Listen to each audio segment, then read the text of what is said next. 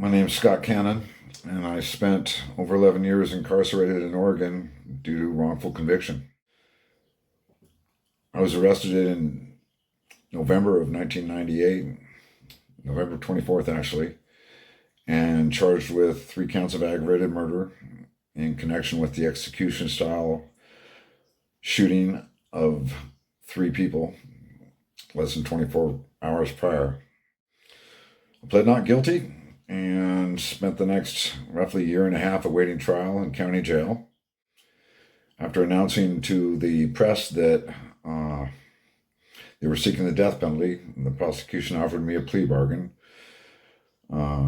plead guilty to the charges, and I would receive a sentence of life without possibility of parole, thus avoiding the death penalty.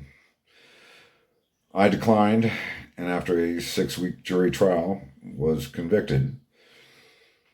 Same jury opted against the death penalty, and I received a sentence of life without the possibility of parole, and was sent to the state penitentiary. My case didn't involve anything that you would consider to be smoking gun evidence. There wasn't any eyewitnesses. There was no DNA, no fingerprints. The ultimate linchpin evidence, I guess you'd call it, that the prosecution rested on was a little-known forensics technique called comparative bullet lead analysis, where they link bullet lead taken from victims and link it to live ammunition. Specifically for my case, to live ammunition they had in my garage. And that was the real evidence. There was lots of pretrial hype in the media, plenty of courtroom theatrics. But when it came down to it, it was comparative bullet lead analysis that, during closing statements, the prosecution said was so good that the chance of it being erroneous were 1 in 64 million. In fact, that's the last thing the jury heard. Comparative bullet analysis is now considered to be not credible. And it's entered the same category as several other forensics techniques, being called junk science.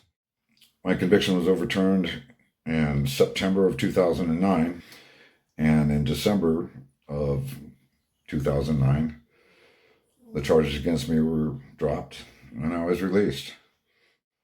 At the time I was going through my appeals, which were lengthy. Oregon didn't have an Innocence Project,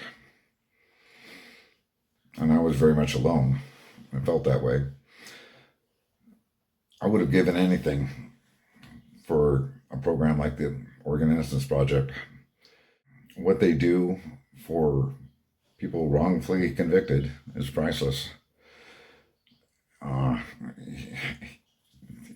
Until you've gone through it, you really don't understand just how alone you are. What I'd like people to know is that wrongful convictions happen every day. Every day. They happen to me. It can happen to you.